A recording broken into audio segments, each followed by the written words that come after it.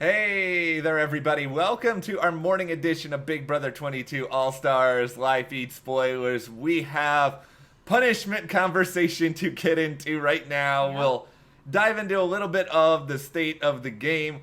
Why is Kevin making Big Brother Twitter mad now?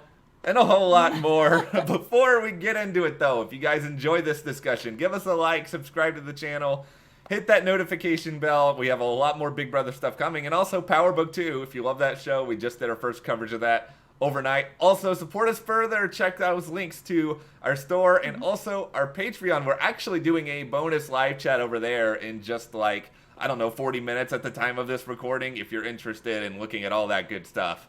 All right, do you want to talk about punishments first? Let's do punishments first, because why not? Some of these are kind of, well, some of them I find reasonably fun, all things considered. Okay, so Nicole has a costume, and it looks like a pretty cumbersome costume. It is a giant cereal box that looks like it's made out of foam. And when I first saw her, she looked really unhappy. And I feel like if I was in that, I would also be really unhappy. It looks very uncomfortable. I will say, it's hard for me to remember every single costume Nicole has worn because she's worn a lot, but I remember the sausage one, which I don't think was that bad. I remember the traffic cone one, which I don't think was that bad.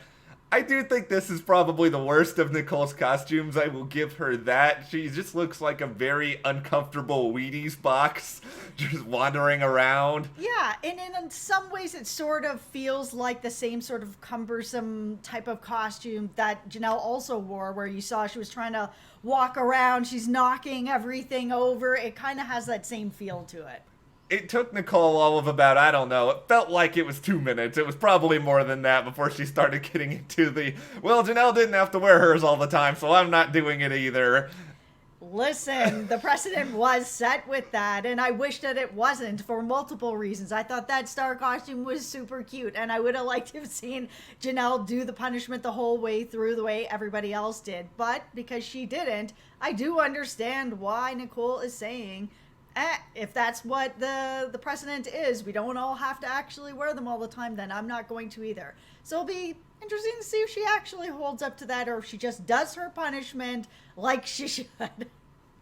Yeah, like she's already complained about it relentlessly, but I don't think anyone is shocked by that. The Bailey punishment, like this is an interesting debate because Bailey had to go around a backyard 500 laps on this tricycle. And you know, if I was thinking about this, like what would I rather do? Would I rather be the cereal box person for like 5 days or do the 500 laps on the tricycle? I hate exercise, so I feel like I might actually pick that cereal box. I mean, 500 laps is a lot. I would do the 500 laps, as crazy as it is. And I was thinking about it, it was because, you know, I would hate a lot of it, but I would probably get a full segment on the show about it. I could try to make it sort of like goofy or whatever. And then at the end of it, it's over. I don't have to do it for like 5 days on end. I think that thing probably gets to smelling at a certain point. I'm out on the wearing the cereal box. It would take me 5 days to do those 500 laps around on that tricycle. I am so out on exercise. And it seemed like the pedal got broken. Like it would have, no, thank you. Bailey she was a pretty good sport about it, I think, all things considered. She, especially at the end of it, like some of the house guests were doing like this chant for her. She was gotten into it. When it was done, she was like dancing around the backyard. I was like, yeah, good for you, Bailey. I like these sort of things. I think the house guests respect you when you are able to do them. It doesn't mean that they're not going to vote to evict you because they probably are, but still. Yeah, I think that the house guests do have fun with the punishments, like we've seen with Ian, where I was getting really into this space opera that was going on. So Good on her. Good on her. I'm glad that she had some fun with it. I wouldn't have had any fun with it. I'd probably be like on my tricycle. It would have been leg day for me for like a month and a half having to do that. And Bailey, she's been on the challenge. Bailey would, if there was a competition involving this, let's be real, Bailey would have smoked both of us. Oh, for sure. It would not be great. The thing that annoyed me was that like Danny was like complaining that it was too easy or whatever. Danny, you got a slot pass. Like, you just stop it. You got a reward from the veto competition. 500 laps. That is a lot. It is a lot. And Danny, you're wrong. Yeah, for it's sure. terrible. It's a terrible punishment. It is a sucky punishment. Like, I don't know if it's as bad as, like, Brittany with the soccer ball thing or whatever that was back in Big Brother 16. Oh, man, that also sucked. But, yeah, this still sucked. I think anything you have to do more than 100 times in a short period of time, odds are it sucks unless it is eat 120 pizza slices between now and... I can do that. Like, that is a punishment built for me. Okay, speaking of Danny, since we are speaking about Danny complaining, she is still conspiring against Tyler. So that whole thing that came up with Tyler and the things he was saying, like, the target is still on him a little bit. Yeah, and it's going to be an interesting situation to see how a lot of this unfolds. Because Christmas, she's got the veto. She's HOH. She's probably not going to want to do anything crazy because Christmas hates fun when it comes to gameplay. It's good gameplay for her probably, but it's not fun to watch. So ultimately, she's probably not going to do a lot of things. And I think there are these subtle pushes to try to get Tyler on the block this time around. It's not going to happen, but I think that Danny, especially if Davon stays, which it feels like she probably is, if Danny can continue to sort of hit home this Tyler point, it does all of a sudden make it so that if Davon does win HOH, maybe she doesn't go after Danny now. Instead, maybe she goes after Tyler. Maybe that's all this is. Yeah, it's possible. I mean, Tyler is having a little bit of a bad time with this, but he's managed to get out of that David thing, and that was pretty bad as well. And he managed to smooth that over in like 24 hours. I think because Christmas has given him some information, enough information to do something about this, this is where Tyler shines in this game, and I think he will be able to find a way around this. Yeah, it's like, okay, sure, Tyler may have some suspicion on him from Nicole and Danny and Davon now because of him supposedly trying to pit Davon and Bailey against Danny and all that, but he has days. Like, it's going to be a long time now. We don't even know what's going to happen with the next HOH. We don't even know who has the third power. By the time Tyler could actually be in danger, there's probably going to be so much other nonsense going on in this game that people will kind of forget about it. And Tyler's good at making people forget about stuff. Oh, he's so good at it. Like, it's one of his stronger skills, and so it's like it doesn't even matter what Danny is saying right now. Like, I still think Tyler is in a really good spot to potentially win this game, and I still am of the opinion that I believe Tyler probably has that third power that we don't know about. So speaking of people that are trying to make people forget about stuff, let's talk about David. So David has been laying really low after everything that happened and him blowing everything up and blowing up everybody's game, including his own. He's now starting to come out and try to make a couple things happen, and he has proposed an alliance to Ian. This is an interesting debate here because David, by all accounts so far this season, is a pretty horrendous player. Like, he has not done a good job of talking with people. He has blown up Tyler's game. You know, he slipped up there. He hasn't really recovered from that all that well. He hasn't really won competitions. He doesn't have any power in the game. No, he does not, and he has no alliances. He is really in a bad spot. So I get why he's coming to Ian. Ian, on the other hand, not really that interested. Yeah, like, you always kind of know when Ian doesn't really want to do something because he won't really commit to it, but he won't really say no either, and it sort of felt like that's where it kind of wasn't. I want to say that David is perceptive enough to catch up on some of this stuff, but it is David, and while we thought David was perceptive in Big Brother 21, now we don't know anymore. I think he still is perceptive. I think he just doesn't know what to do with it once he figures stuff out. He doesn't know how to implement it. He doesn't know how to be social with it. So it doesn't really matter how perceptive he is or isn't because he can't execute anything with it. Here's the thing, though.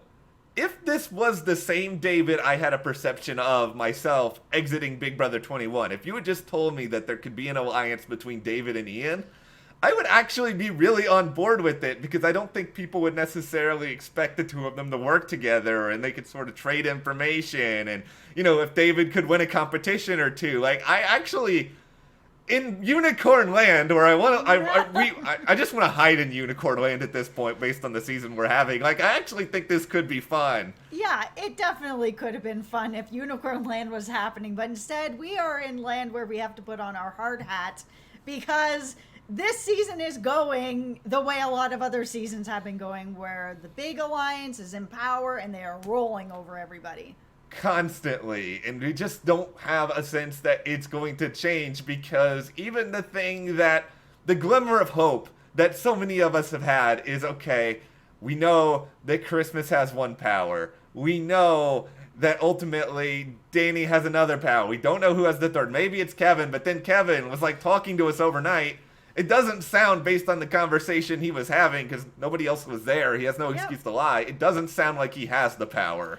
No, it does not sound like he has the power, and it kind of sucks for him to be in this position, not just because he doesn't have the power, but because the rest of the house thinks he has the power. So if we end up in a situation where this third power doesn't come out and nobody knows who it is, people will continue to think that it's Kevin, and this could end up just putting a target on him where the other side of the house is going to want to flush it out.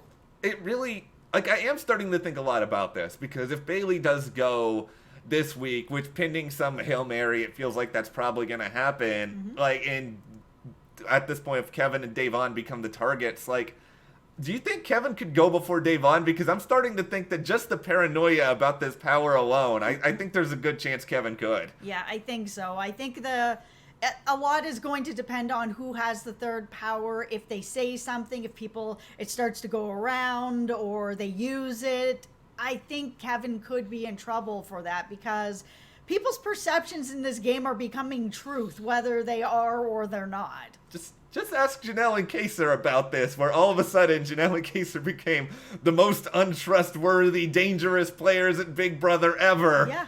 When they're like the most these people don't lie. They're blunt. That's what gets them in trouble. I don't want to go down that rabbit hole again. But let's go down the Kevin rabbit hole instead. I got such a love-hate relationship with this guy. I compliment him. I think he's doing the right thing. And then he does this. So, as a part of his monologue, he's like talking about how he wants to get close to some of the bigger players. And he starts to justify it by being like, I want to be around people who I think really want to win. And I kind of think that Davon is just sort of here to make friends. What? Like, what has ever given you this idea? Davon, she's a mom. She's not gonna go away from her kid for months to just go and make friends. Stop it, Kevin. No, it's so ridiculous. I mean, you're supposed to go into this house and be friendly and make friends with people. It is part of the game. It's not why you're on the show. I mean, everybody is there for the money, and some people have other reasons that they want to be on the show as well. But I don't think anybody's reasons to come on the show is, I'm here to make friends. If this was like a newbie season or whatever, and you just wanted to have like a crazy once-in-a-lifetime experience, I could understand that maybe a tiny bit more as someone who went on Beauty and the Geek thinking I never had a chance to win and I just wanted to do something fun. But not for All Stars. Like, this is All Stars. You've already had the experience. Davon's already had it twice. Nobody's leaving their families to come and make friends. Not during this, what we're going through in the world right now. For 3 months. Like, no, there's just no way. There are other opportunities for Big Brother players to make friends with other Big Brother players. There's tons of events that they're at, so they don't need to come and do this. Kevin, that is a really bad read. Davon is not here to make friends. No, one of the worst Kevin reads, and that's saying a lot because he's had some really bad ones so far this season. But it's also just a situation here as he sort of goes on this sort of tear with it. If he was to just say, you know what, Davon can't win anything, and I want to be with people who I think can win and protect me more, like, I would understand that line of logic, because as much as I love Davon, she can't win anything. Like, she's not good in competitions, and I don't really know what it is. She got so close to the one, that HOH, but that's kind of it. Yeah, it feels like either it is really sort of bad luck on that, or maybe just the pressure of it. I mean, in that last competition, Davon went up a lot. So, I mean, that whole competition, I I hate that competition, but part of the reason I hate it is just the odds of it all. So if Tyler had gone up there 3 times, maybe he would have been eliminated a bit earlier. Every time you go up, it's an extra chance that you're getting eliminated. Put on tinfoil hat here for a second. Yeah. What if Kevin, because we're going to find out the identity of this power tonight, presumably, this third power. What if Kevin was suspicious someone was listening in on him last night, and he was like, I'm going to act like I don't have the power, and I really do have the power. I want to believe in something crazy right now. It's probably... I would say probably not, because he is sort of saying these things about Davon, who is his number one, and saying that she's here to make friends and not here for the money. Okay, I will stop now because it's a fun theory. I'm about to just yell at Kevin again. Okay, well, what do you guys think is going to happen when it comes to this third power? Do you have any suggestions for what Davon or Bailey can do? Let us know in the comments. And if you do like this video, give us a like, subscribe, support us further. Check those links to the store, our Patreon, and we'll see you here next time.